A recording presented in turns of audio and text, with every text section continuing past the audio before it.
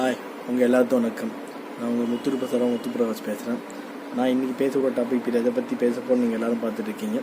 நான் இன்றைக்கி பேசக்கூடிய டாபிக் வேறு எதுவும் இல்லைங்க. அன்வர் ராஜா, அதாவது அதிமுக அமைச்சர் செயலாளராக இப்போ இருக்கிறாரு. ஸோ முன்னாடி அதிமுக நீக்கப்பட்ட அதுக்கப்புறம் முடிவு சேர்க்கப்பட்ட அன்வர் ராஜா அவர்கள் ஒரு பேட்டி கொடுத்துருக்காங்க. பாஜகவில் தமிழ்நாட்டில் காலொன்ற முடியாதுன்னு ஒரு அடித்து விட்டுருக்காரு. எதனால் அப்படி சொன்னாலும் தெரில. இதனால் சிறுபான்மையான ஓட்டு போகனால பிரச்சனை வரும். ஏன்னா அதிமுகவில் சில பேர் பாஜகவுக்கு எதிராக கருத்து சொல்லவே பயப்படுறாங்க. ஏன்னா கூட்டணியில் இருந்தாலும் சில உணர்பாடுகள் இருக்குது. ஸோ அதில் அவங்க என்ன சொல்கிறாங்க, இது மாதிரி அதிமுக பாஜக கூட்டணி எடப்பாடி முடிவு செய்து விட்டார், முதலமைச்சர் யார் என்பதை அமித்ஷா முதலே கூறிவிட்டார், எடப்பாடி சொல்கிறார். இதுதான் இங்கே ஹைலைட்டாக பார்க்கப்படுது.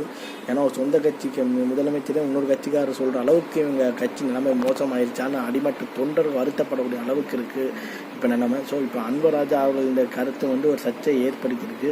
அவர் சொன்னப்போ இந்த கருத்து அவர் தனிப்பட்ட கருத்து, இதுக்கு எனக்கு சம்மந்தம் இல்லைன்னு அண்ணாமலை அப்படியே மதிப்பிட்டு போயிட்டார். இப்போ அண்ணாமலை அவர்கள் எந்த பதவியும் கிடையாது, சும்மா ஒரு பதவிக்காக தான் அமைச்சரவை மாற்றப்படும் அவர் சொல்லியிருக்காங்க.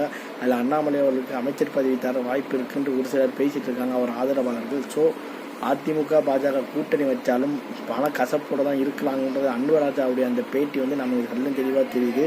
ஓகேவே, என் வீடியோ நான் முடிச்சுக்கிறேன். உங்களுக்கு இன்னொரு வீடியோவில் நல்ல ஒரு விஷயம் சந்திக்கிறேன். உங்களுடைய முத்து பிரகாஷ் பாய்ப்பார்.